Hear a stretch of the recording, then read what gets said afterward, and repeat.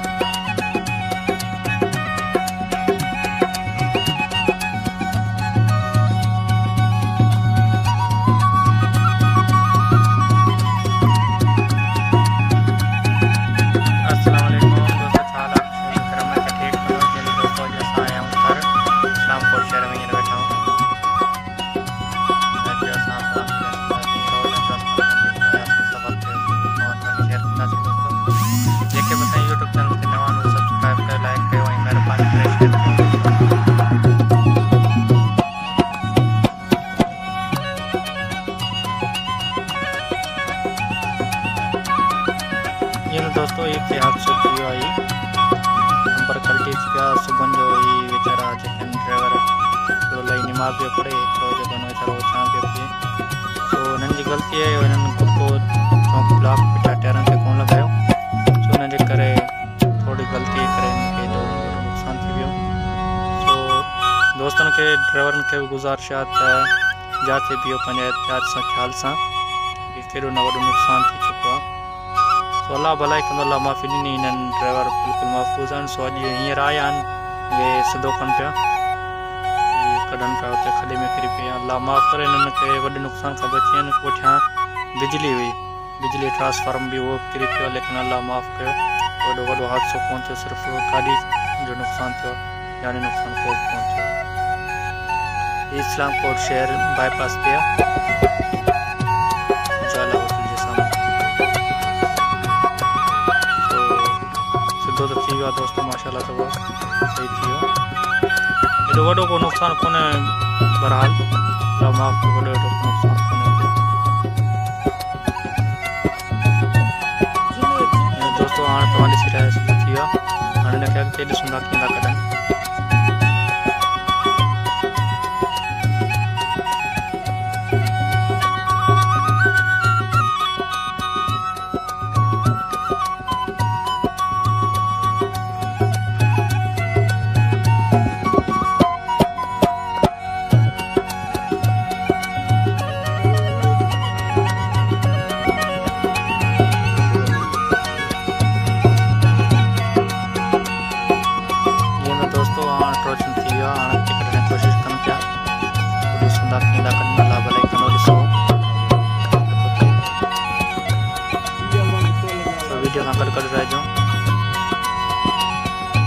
दोस्तन के मैं वरी गुजारिश कंदो जो दोस्तों जाते भी गाड़ी बीहारे थोड़ा एहतियात सां पंहिंजे ख़्याल सां ईअं लापरवाही काथे भी न कंदा कयो जीअं त दोस्तों हिननि थोड़ी लापरवाही करे एॾो वॾो नुक़सान थी वियो आहे तो जाते भी इहो ख़्याल सां पंहिंजे एहतियात सां सो नुक़सान खां बचण जे लाइ एहतियात बहितर आहे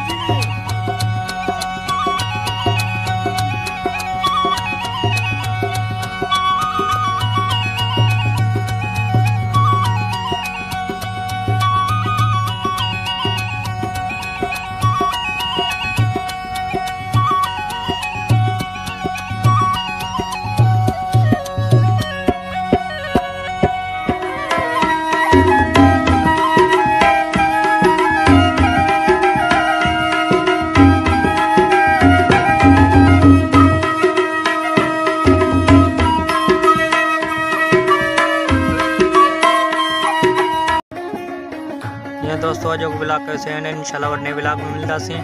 जाते रहो खुश रहो आबाद रहो पंहिंजो ख्याल रखो पंहिंजे दोस्तनि जो ख्याल रखो ये तो दोस्तों तव्हांखे मां वरी गुज़ारिश कंदुसि त जेके असांजे यूट्यूब चैनल एस गरीब के नवां आहिनि उहे सब्सक्राइब कयो ऐं लाइक कयो ऐं वीडियो खे शेयर कयो त ऐं बेल आइकन घंटीअ खे दबाए ऑल ते क्लिक कयो त जीअं ईअं अचण वारी वीडियो तव्हां ताईं पहुची सघे सो दोस्तों असां जो ब्लॉग कयोसीं इंशाल्लाह वरी नए ब्लॉग में मिलंदासीं अल्लाह हाफ़िज़ खुदा हाफ़िज़।